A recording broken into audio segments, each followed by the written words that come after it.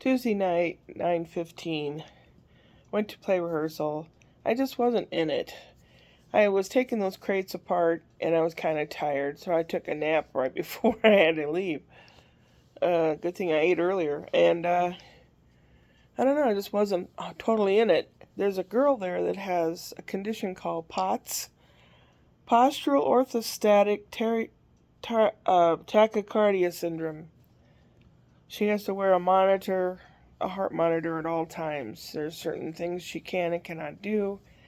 Her character is very hyperactive.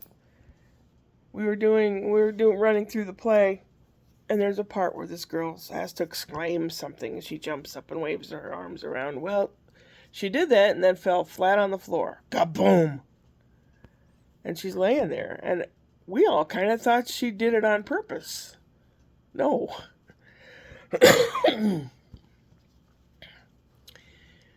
She had to come to slowly, and I'm thinking, what happens if that happens during the play? What are we going to do? It seems awkward, and I think the audience will probably want their money back, etc., etc. It's a terrible thing to not be able to do stuff because you have a condition like that, but that's kind of odd that she would go out for a play and have this condition where she could pass out. Oh boy. Seemed very, very strange. But I think I'll get and I asked the assistant director about, do they need some plywood from the crates? I told her I was taking crates apart.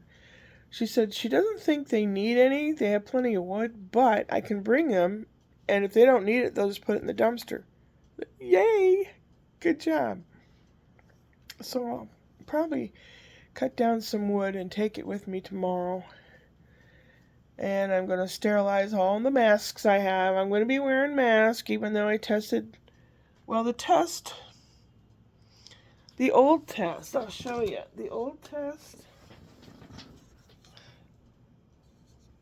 test has both the lines, the control and the test, have a red line for the COVID. I took one today. It has a secondary line, but it's so very, very faint, which means my body had some of the antigen in it, my body, but I'm not contagious. So that's good. Kitty Cat wants food, special food, only the kind he knows that he likes and wants, so gotta be mind reader. Brian and it's after 9, they're all up and going to bed. Brian works tomorrow.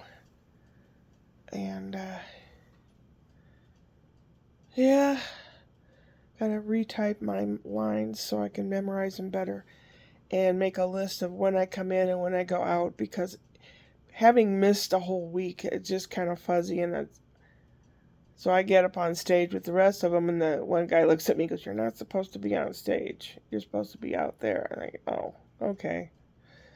See, you forget if it's, you do nothing but something else. And I'm still pissed off about the person pretending to be Helga Snyder. I am very, very, very pissed off about that. And that's one of the reasons I don't really hang out on media anymore, because of that shit. It's all commercials. It's all crap. How about this ad? Does this ad work for you? No. I just come on here so I can speak to my family and friends. And I have to hunt down family and friends if I want to know if something's important. I don't like that. Meta, you can go piss up a rope and eat it. That's mildly put. Now I'm kind of nervous. Normally, when I'm nervous, this agitated, I would eat something. Will I? I don't know.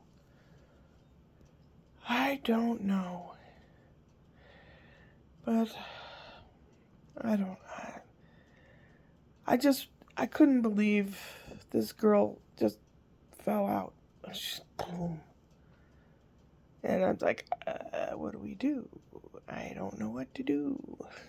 What happens if this happens during the play performance? Do they need to tell the audience? in case.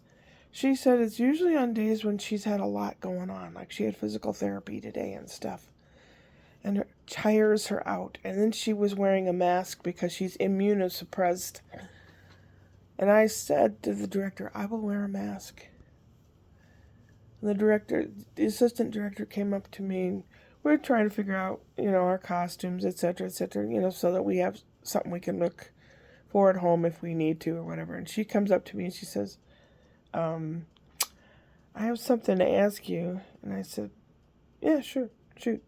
She says, can I get you to wear a bra? I said, oh, yeah. I just don't wear one because it's like a torture chamber getting into it. And she goes, yeah, I understand that. I said, yeah, I will.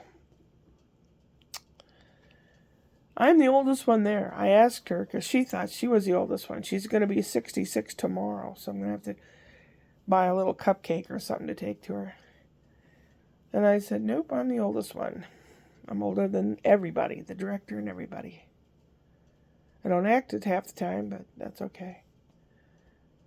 My little happiness of talking to a musician was shattered, and I'm pissed off. But it does help me with my lines because my character was told by her husband to shut the hell up, and she hadn't talked since, and she's mad at the world. So that this situation has helped me with my lines because I'm pissed.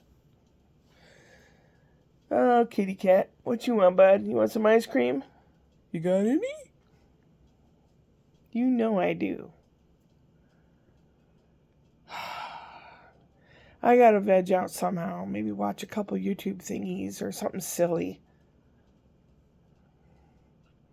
I'm just bumming and freaking out. And freaking out, I guess, would be a better word. That's boomer language for all upset. Upward and onward.